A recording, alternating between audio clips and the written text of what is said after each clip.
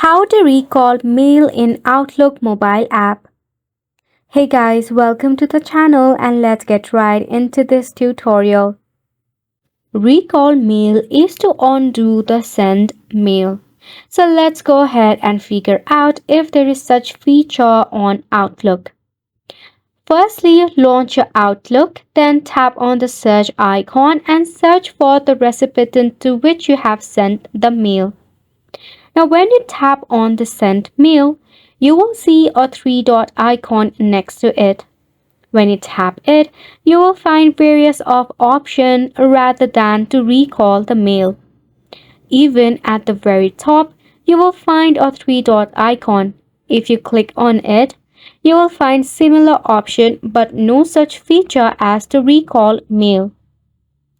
As if for today, Outlook mobile app still does not have introduced us with a new feature to recall mail or undo the sent mail. If we wish to unsend a mail, once the mail has been sent, there will be a pop-up for undo which will last for a couple of seconds. You can press on the undo button to recall the mail then. Once it is sent, you won't be able to recall mail as of today. Hopefully you found this video informative and helpful to you. Thank you so much for tuning in.